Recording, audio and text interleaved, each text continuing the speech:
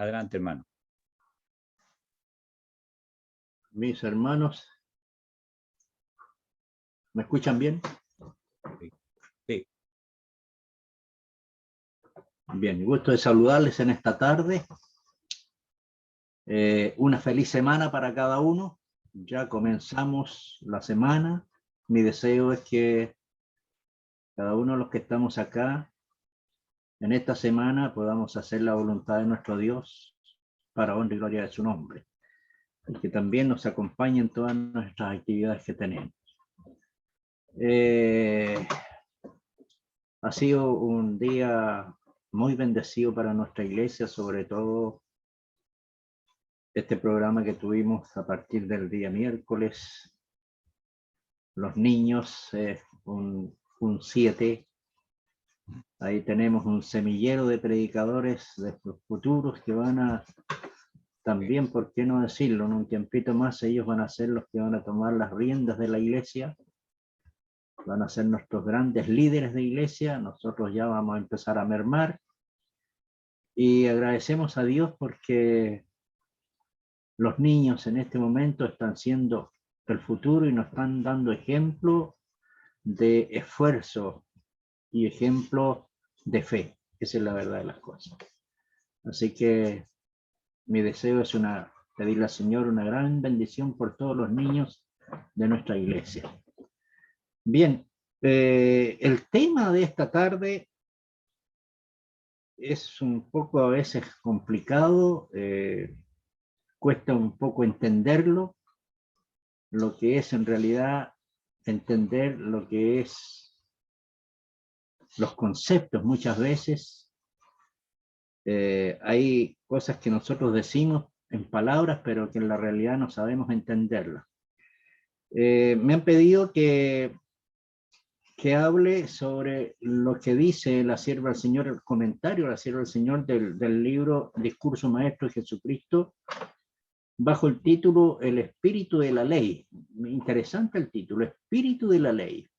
Ahora, cuando nosotros hablamos del Espíritu de la Ley, tenemos que hacernos la pregunta, bueno, el Espíritu de la Ley es una cosa, ¿y qué es lo que es la letra de la ley? ¿Ya? Pero hay una pregunta que es mucho más importante que estas dos, y que es, ¿cómo sabemos nosotros que a veces podemos estar guardando la letra de la ley y podemos también al mismo tiempo estar violando la letra de la ley?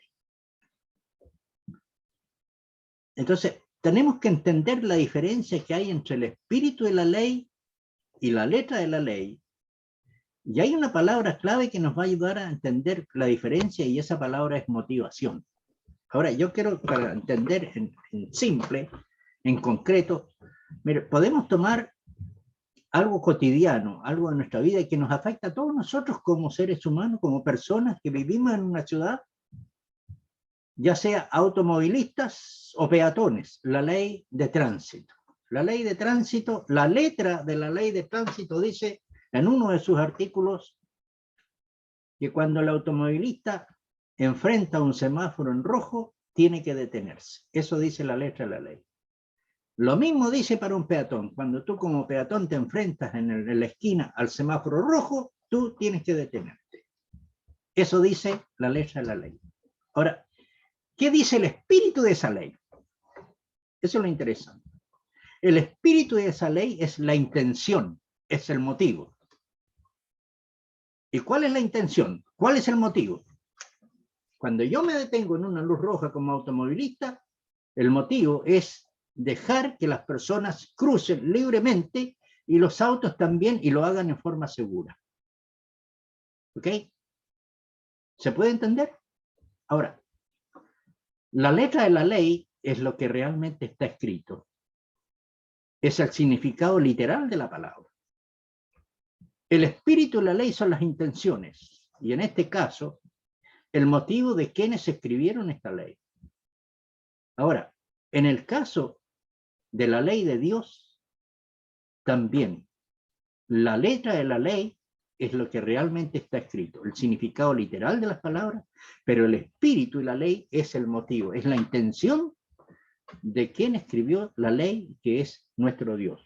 Ahora, el peligro es una observancia religiosa de la ley sin ser guiados por el Espíritu Santo, perdón, por el Espíritu de la ley.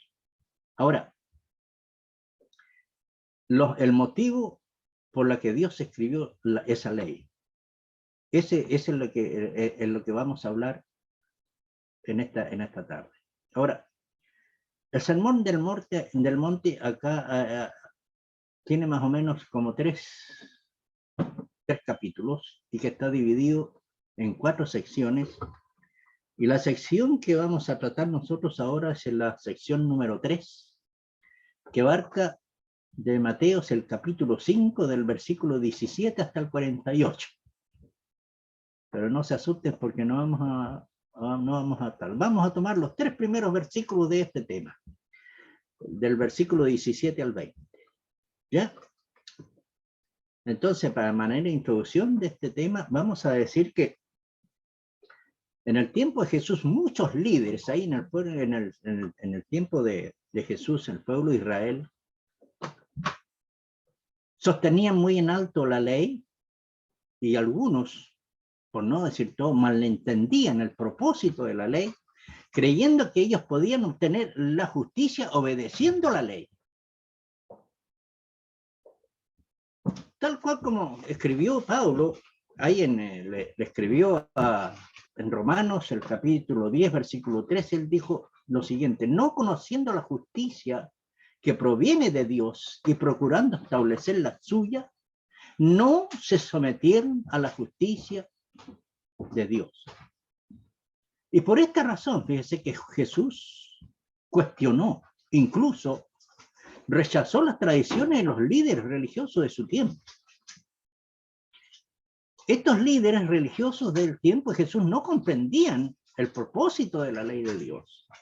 Y por eso mismo ellos criticaron y confrontaron a Jesús por las enseñanzas que tenía Jesús con respecto a la ley de Dios. Y es importante entender también, hermanos, que Jesús, aunque reprendió abiertamente las prácticas legalistas de los fariseos, él sostuvo en alto los 10 mandamientos y afirmó claramente su perpetuidad. Él explicó su significado y su propósito. Y Cristo mismo dijo que no había venido a abolir la ley. Y nosotros sabemos que la muerte de Cristo fue la máxima revelación de la permanencia de la ley y que tiene una validez perpetua. Ahora, el hecho de que Cristo mismo fue el que dio la ley de Moisés allá en el monte Sinaí, por ese hecho hace que esta ley sea mucho más importante y que nosotros la tomemos en serio. Y es más, el mismo Jesús, el dador de la ley, dice que cuando estuvo con nosotros, él amplió su significado a través de sus enseñanzas, tal como lo encontramos en los evangelios. Y también, en forma específica aquí, en estos capítulos del Sermón del Monte, que no vamos a tratar este tema, a lo mejor mi sucesor lo va a tratar a continuación después, donde él hace una ampliación, un significado de lo que significan muchas cosas de la ley de Dios. Pero por todas estas razones, hermanos, yo creo que una razón muy buena sería que nosotros entendamos y procuremos obedecer la ley de Dios. Cuando usted va a leer o va a estudiar la vida de Jesús, se va a dar cuenta de una cosa. Se va a dar cuenta que es imposible encontrar en la vida de Jesús y sus enseñanzas alguna cosa que nos dé a entender que los 10 mandamientos ya no se aplican a los cristianos. La sierva del Señor ahí en el discurso maestro de Jesucristo, el libro que estamos analizando, en la página 43, 44, dijo ella lo siguiente: al hablar de la ley, dijo Jesús, no he venido para abrogar, sino para cumplir. Es decir, dice ella, llenar la medida de lo requerido por la ley, dar un ejemplo de conformidad perfecta con la voluntad de Dios. Su misión, dice ella, hablando de Jesús, la misión de Jesús era magnificar la ley y engrandecerla. Debía enseñar la espiritualidad de la ley, presentar sus principios de vasto alcance y explicar claramente su vigencia perpetua. Luego dice, Jesús es la imagen de la persona del Padre, el esplendor de su gloria, el que fue abnegado redentor en toda la peregrinación de amor en el mundo, era una representación viva del carácter de la ley de Dios. En su vida se manifestó el hecho de que el amor nacido en el cielo, los principios fundamentales de Cristo, sirven de base a las leyes de rectitud eterna. Ahora bien, Jesús, habiendo afirmado su intención general, ¿no es cierto? No he venido para abrogar o anular la ley, sino para, y a los profetas, él deja de lado un poco después los profetas a continuación para referirse exclusivamente a la ley de Dios, los 10 mandamientos. Se refiere luego de eso exclusivamente a eso. ¿Y por qué lo hace? Como si él como que parece que supiera que la gente algún día lo iba a acusar de abolir la ley. Él predice que mientras los cielos y la tierra permanezcan, la ley existiría hasta que todo se haya cumplido. Con esta declaración, Jesús confirma, ¿cierto? Como lo hemos estado diciendo hasta ahora, la perpetuidad de la ley. Hasta que pasen los cielos y la tierra, dijo Jesús, y ahí lo dice Elena White en la página 44, ni una jota, ni una tilde pasará la ley hasta que todo se haya cumplido. Lo que está diciendo ahí en sí, que hasta que pasen los cielos y la tierra, ni la más mínimo punto, ni coma, ni la más mínima letra de la ley, ¿cierto?, pasará hasta que no se haya cumplido. Ahora, escuche bien lo que voy a leer a continuación. Ponga atención. Ella dice lo siguiente. Por su propia obediencia a la ley, Jesús atestiguó su carácter inalterable y demostró que con su gracia puede obedecerla perfectamente todo hijo e hija de Adán. Ese es usted y yo. ¿Quiere que se lo lea de nuevo? Más despacito, más calmadito. Escuche bien. Por su propia obediencia a la ley, Jesús atestiguó su carácter inalterable y demostró que con su gracia puede obedecerla, escuche, perfectamente todo hijo e hija de Adán. Que se quede grabado eso en nuestra mente. Porque hoy en día tenemos muchas tendencias que para nosotros guardar la ley de Dios es imposible. Y espero en Dios, hermanos, que cuando terminemos este capítulo, terminemos pensando diferente. Ella sigue diciendo, la ley no enseña que haya de ser abrogada alguna vez, sino que a fin de que nadie suponga que era su misión abrogar los preceptos de la ley, el Señor Jesús dirige el ojo al más lejano confín del horizonte del hombre y nos asegura que hasta que llegue a ese punto, la ley conservará su autoridad. Hay otra cosa que la sierva escribió y que me parece que es muy importante y que la podamos comprender. Ella dice lo siguiente. Dado que la ley del Señor es perfecta y por lo tanto inmutable, es imposible que los hombres pecaminosos satisfagan por sí mismos la medida de lo que se requiere. Cuando leí esta declaración, vaya, dije yo, ¿qué pasa acá? Me quedo un poco perturbado. La ley de Dios es perfecta y eso lo sabemos todos. Es inmutable. Es imposible Y por eso tenemos que leer aquí con calmita y palabra por palabra. Es imposible que los hombres, y aquí me quedo con esta letra, con esta palabra, pecaminosos. Es imposible que los hombres pecaminosos satisfagan por sí mismos la medida que requiere la ley. Pero cuando sigo leyendo lo que dice la sierva del Señor, ahí ya me quedo un poco más tranquilo. Dice, por eso vino Jesús como nuestro Redentor. Era su misión al hacer a los hombres, era su misión hacer a los hombres partícipes de la naturaleza divina, ponerlos en armonía con los principios de la ley de Dios.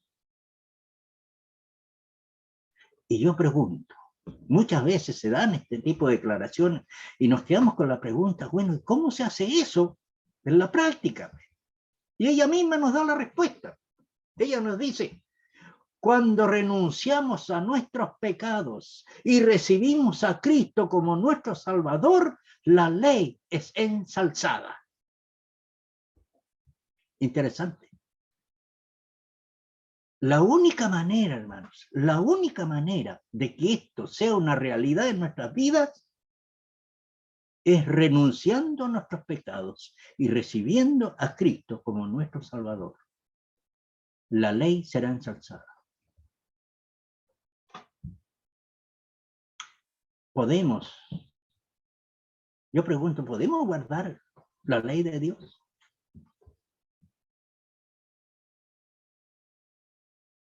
¿Podemos cumplir con la ley de Dios? Me gustaría pedirles aquí, a ver si se los puedo ver, a ver si veo las manitos, si que en apruebo o no, levánteme el dedito. ¿Podemos guardar la ley de Dios? ¿Tenemos duda de eso?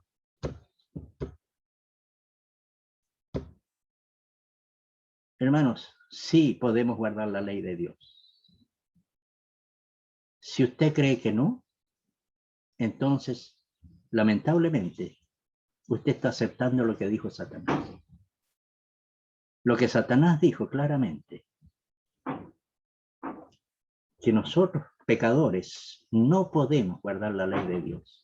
Y vamos a ver más adelante que sí podemos guardar la ley porque hay condiciones. Pero por ahora, dice claramente la sierva del Señor, Jesús vino como nuestro Redentor y era su misión hacernos a nosotros partícipes de la naturaleza divina y ponernos en armonía con los principios de la ley del cielo. Eso está claro. Y eso se hace renunciando a nuestros pecados y recibiendo a Cristo como nuestro Salvador. Vamos a ensalzar la ley. Ahora, es tan importante la ley que dijo Jesús, fíjese, que quienes violen sus preceptos serán llamados muy pequeños en el reino de los cielos. Él quiso decir, en forma práctica, de alguna manera, no estarán en el reino. ¿Ya? Jesús dijo que él no promovía la justicia vacía de los escribas y los fariseos. ¿Sabe lo que promovía Jesús y lo sigue promoviendo? Una justicia que sale de un corazón que ama a Dios y que procura por todos los medios hacer su voluntad. Y ella dice, eso significa que el que deliberadamente quebranta un mandamiento no guarda ninguno de ellos en espíritu y en verdad. Y ella está citando Santiago 2:10, donde dice, pero cualquiera que guardare toda la ley, pero ofendiere en un punto, se hace culpable de todo. Y ella también nos dice, ¿sabe que nos dice que el acto de desobediencia no es lo que constituye el pecado? Lo que constituye el pecado, dice ella, es el desacuerdo con la voluntad de Dios. Cuando uno tiene ese desacuerdo con la voluntad de Dios, sí, está demostrando que en su alma todavía tiene comunión con el pecado. Y esto sí que me dejó, pero No sé si se acuerdan la lección de escuela sabática hoy en la mañana. Yo estaba comparando lo siguiente en la mañana. Fíjense que el Señor Jesús sacó al pueblo de Israel de Egipto y los liberó de la esclavitud de Egipto. El Señor Jesús con su muerte nos ha liberado a nosotros de la esclavitud del pecado. Pero fíjese que los egipcios, a pesar de que fueron liberados y llegaron, ¿cierto?, al desierto y a la tierra prometida, ellos todavía tenían vínculos con las prácticas y las cosas que hacían en Egipto. Porque la relación con Dios en 400 años se había deteriorado casi por completo. Nosotros hemos nacido a lo mejor no con una buena relación con Dios hasta que llegamos a conocer a Jesús y lo llegamos a aceptar como nuestro Salvador. Pero también dice ella que a pesar de eso, nuestra alma todavía tiene comunión con el pecado. El corazón se encuentra dividido. Hermanos, y cuando tenemos el corazón dividido, o nos vamos para allá, o nos vamos para acá. Pero el Señor Jesús nos está pidiendo que no seamos neutrales, que nos decidamos por una de las dos, no tener nuestro corazón dividido. Y la Biblia claramente nos dice que nosotros no podemos adorar a dos dioses. Entonces, cuando eso pasa, que nuestro corazón está dividido, fíjese que al final se puede llegar a negar a Dios. Y si nosotros llegamos a negar a Dios, desobedecemos su ley. Elena de White dice que si nosotros tuviéramos la libertad de apartarnos de las exigencias del Señor y pudiéramos crear nuestras propias normas y deberes, habría una variedad de normas que se ajustarían a las diversas mentes que tenemos hoy día, y eso contribuiría a quitarle de las manos el gobierno a Dios. ¿Y qué pasaría si ocurriera eso? La sierva del Señor nos dice: la voluntad de los hombres se haría suprema, y la voluntad santa y altísima de Dios no sería honrada ni respetada. Y si usted mira bien, y nos miramos a nosotros mismos, y que conste, hermanos, este mensaje es para mí. Lo dije en la escuela sabática en mi clase, este mensaje es para mí. Yo me pregunto, cuando dice esto, ¿estoy honrando la voluntad de Dios con mi actitud? ¿Estoy respetando la voluntad de Dios? Y miren lo que dice ella, no lo digo yo. Siempre que los hombres escogen su propia senda, se oponen a Dios.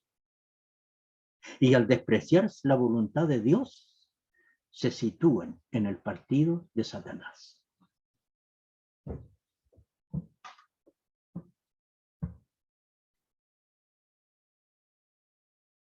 Dice, al obedecer la ley de Dios, el hombre queda rodeado de un muro que le protege del mal. Quien derriba un punto, esa muralla edificada por Dios, destruye la fuerza de ella, que es para protegerlo. ¿Y por qué? Porque abre un camino por donde puede entrar el enemigo para destruir y arruinar todo lo que hay. Y eso fue lo que le pasó a Adán y Eva. Dios construyó una fortaleza de protección para ellos, pero ellos permitieron con una sola cosa abrir una brecha donde entró Satanás. Y eso lo hizo porque Adán y Eva decidieron hacerlo. Y cuando nosotros permitimos que esa brecha se abra, también es porque nosotros hemos decidido hacerlo así. La Biblia, hermanos, nos dice ahí, sobre todo Pablo nos dice ahí en 2 Timoteo, le dice a Timoteo que la palabra de Dios es en su totalidad útil para prepararnos para las buenas obras. También nos dice que Dios mismo nos ha dado su santa ley para enseñar a su pueblo, y también nos dice que Él se ha revelado y ha hablado a su pueblo. Y también Él determina, a través de la palabra de Dios, nosotros podemos ver cómo Él nos dice cómo debemos relacionarnos con Él y también cómo debemos relacionarnos entre nosotros como pueblo de Dios. El problema de todo esto, hermanos, es que algunos pretenden, y esto que no sea aquí, pero quiero decirme a mí mismo, no ustedes, yo, podemos nosotros puedo pretender mostrar compromiso con Dios, pero desconocer la palabra de Él. Y cuando nosotros desconocimos la palabra del Señor, ¿cómo lo hacemos? Desestimando algunas cosas que creemos que no son importantes y las rechazamos, las sacamos de ahí. Y cuando tenemos este tipo de práctica, nos lleva a nosotros a malinterpretar lo que dice la palabra de Dios. Muchas veces nosotros buscamos textos que no lo vemos en el contexto para poder justificar nuestras acciones. Y hay muchos. Pero hablando de esto, nosotros podemos llegar a decir, fíjese, si no conocemos la palabra de Dios de verdad, podemos llegar a decir lo siguiente. Podemos decir que Jesús vino a suavizar las exigencias de la ley. Que ya no importa lo que tú hagas, porque Cristo ya lo hizo todo. Ya no importa si quebrantamos los mandamientos, porque Cristo ya nos perdonó. Y sin embargo debemos recordar lo que dije a un comienzo, Mateo 5:19, lo que dijo Jesús. Cualquiera que quebrantare uno de estos mandamientos muy pequeños, y así enseña a los hombres, muy pequeño será en el reino de los cielos. El último versículo que vamos a analizar de lo que dijo el Señor Jesús está en el versículo 20, y ahí dice que si vuestra justicia no fuere mayor que la de los escribas y fariseos, no entraréis en el reino de los cielos.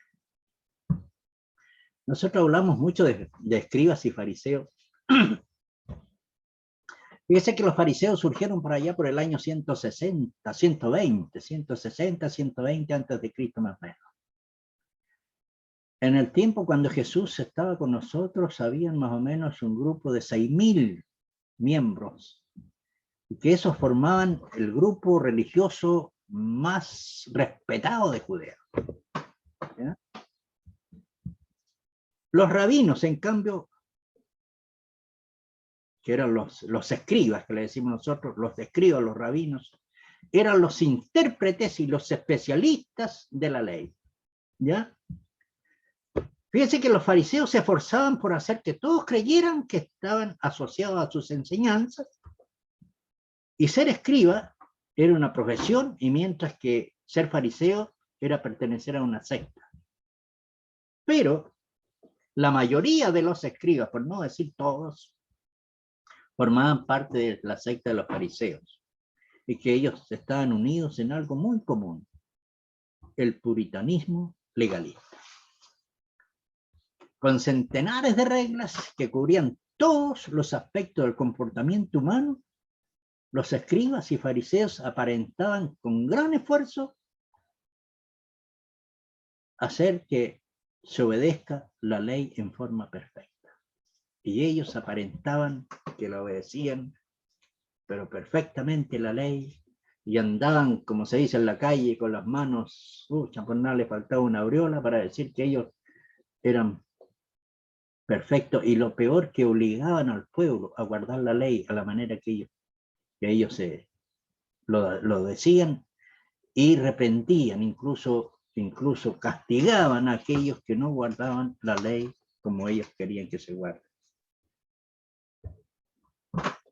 Estos meticulosos de la Biblia, hermanos, se creían los hombres más santos de la nación. Y de hecho había un proverbio judío que por lo demás es un proverbio que no es verdadero, y que decía, a ver, se lo tengo, aquí está: si solo 2 hombres entraran en el cielo, uno sería escriba y el otro fariseo. Es decir, la salvación era solamente para ellos. Nosotros sabemos, hermano, la verdad, esta era una gente muy hipócrita que amaba, fíjese que amaba los primeros lugares y se enfocaban solamente en la letra de la ley. Hermano, tenemos que tener cuidado, podemos ser legalistas. Hoy en día podemos estar mirando también la letra de la ley. Más de alguno de nosotros nos ha pasado mirar la letra de la ley. Nosotros tenemos que ver la amplitud y la profundidad espiritual que tiene la ley. Eso es lo importante. Y como comenzamos este tema, fíjese que la letra de la ley y el espíritu de la ley son dos cosas que no se pueden separar. Eso es muy importante. Los fariseos y los escribas en su exhibicionismo se sentían bien obedeciendo la ley en forma externa sin permitir que sus corazones cambien. Y Jesús, ¿cierto? Lógicamente advirtió a sus oyentes que no se dejaran engañar por la justicia ciega e hipócrita de los escribas y fariseos. Y por eso dijo, si vuestra justicia no fuere mayor que de los escribas y fariseos, no entraréis en el reino de los cielos. La sierva del Señor en la página 47 dice, una religión formalista no basta para poner el alma en armonía con Dios. ¿Escuchó bien? Una religión formalista no basta para poner el alma en armonía con Dios. Aquí voy a la iglesia.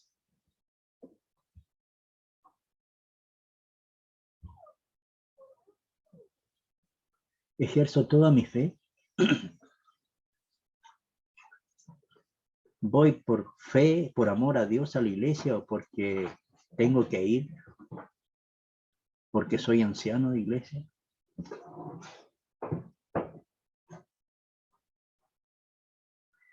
La única fe verdadera es la que ora por el amor para purificar el alma, dice ella. Es como una levadura que transforma el carácter. Y yo pregunto, hermanos, ¿qué conceptos tenemos de la santidad? ¿Qué entendemos nosotros por ser religiosos? ¿Qué es para nosotros ser cristianos? Yo creo que estas son preguntas relevantes en este momento, porque lamentablemente se han introducido muchas ideas que están totalmente alejadas de la palabra de Dios.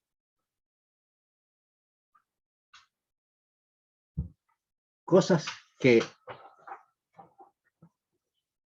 están totalmente contrarias a lo que es la verdadera justicia y la santidad, lo que es la verdadera religión y lo que significa ser cristiano. Podemos ser cristianos por tradición y eso nos basta. Fíjese que para muchas personas la idea de santidad es hacer algunas cosas y dejar de hacer otras. Para otros es como asistir regularmente al culto de adoración y es todo lo que se necesita para ser cristiano.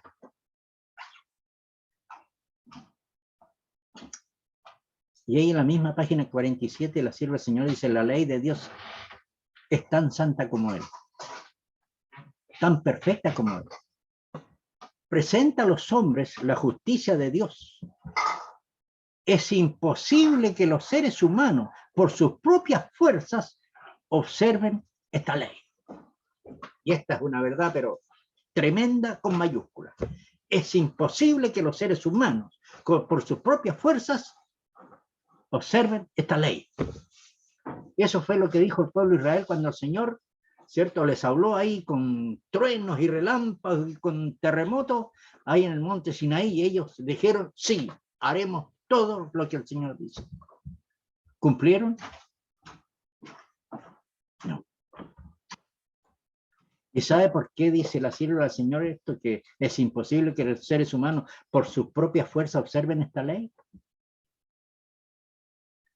Ella dice, porque la naturaleza del hombre es depravada, deforme y enteramente distinta del carácter de Dios.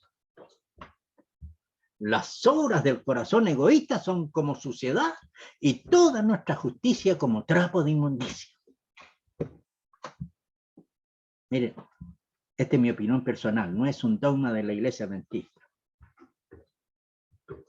Mire, por más piadoso que seamos, nunca alcanzaremos las completas exigencias que solo Cristo pudo lograr. Escuche bien.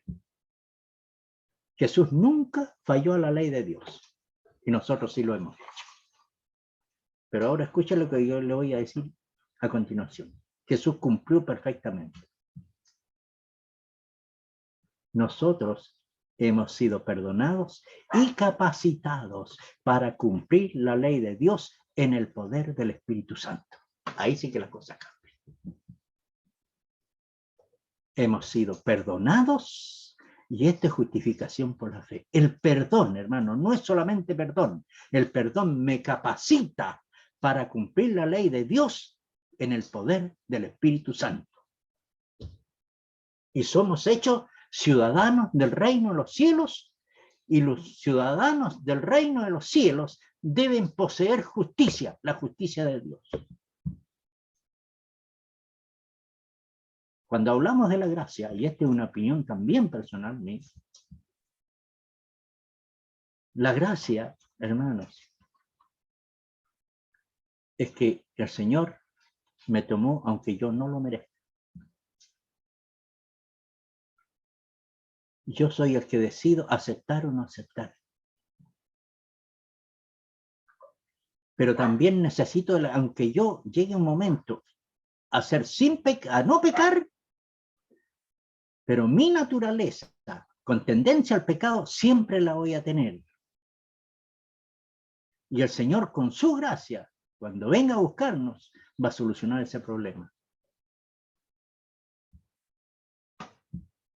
La sierva del Señor dice, y ya para terminar, hermanos, la última sí. Aunque la ley es santa, y yo creo que esta cita resume todo lo que hemos dicho, aunque la ley es santa, los judíos no podían alcanzar la justicia por su propio esfuerzo para guardarla. Es verdad. Y aquí se presenta un problema. Los discípulos, ¿qué tenían que hacer? Entonces dice aquí, los discípulos de Cristo debían buscar una justicia diferente de la justicia de los fariseos. Si querían entrar al reino de los cielos, tenían que buscar una justicia diferente de la de los fariseos. ¿Y qué hizo Dios? Dios le ofreció a su Hijo la justicia perfecta de la ley. Si querían abrir sus corazones para recibir plenamente a Cristo, entonces la vida misma de Dios, su amor, moraría en ellos, transformándolos a su semejanza. Así, por el don de Dios, poseerían la justicia exigida por la ley. Entonces yo te pregunto, ¿podemos llegar a guardar la ley de Dios y tener la justicia perfecta de la ley?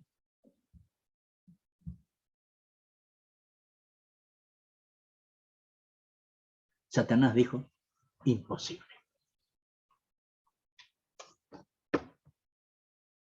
Pero yo digo, sí es posible. Hermano, Satanás dijo claramente que nosotros no podíamos guardar la ley de Dios. Sin embargo, la Biblia y la sierva del Señor nos está diciendo que sí, con el poder del Espíritu Santo podemos hacerlo. Nosotros lo único que tenemos que hacer, hermanos, y eso es lo que nos cuesta. Eso es lo que nos cuesta, porque tenemos arraigado todas esas cosas de nuestro pasado. Como el pueblo de Israel tenía arraigado todas esas costumbres, nosotros también tenemos esas costumbres hoy en día. Pero aquí se trata de voluntad. Se trata de fe. Una fe ciega en Cristo Jesús que puede hacerlo. Hermanos, tenemos que estar dispuestos a entregar nuestra voluntad al Señor. Pablo dijo, ya no vivo yo, solo vive Cristo en mí. Hermanos, eso tiene que ser una realidad en nuestras vidas. Entregar nuestra voluntad al Señor. Haciendo eso, hermanos, el Señor va a hacer grandes maravillas con nosotros. Y fíjense que vamos a entender claramente que lo más importante no es mi salvación.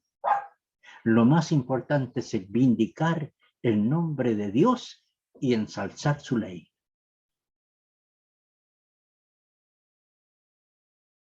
Eso es lo más importante. El llamado es: entreguemos nuestro corazón al Señor de verdad. Decidámoslo así. Amén. Que así sea.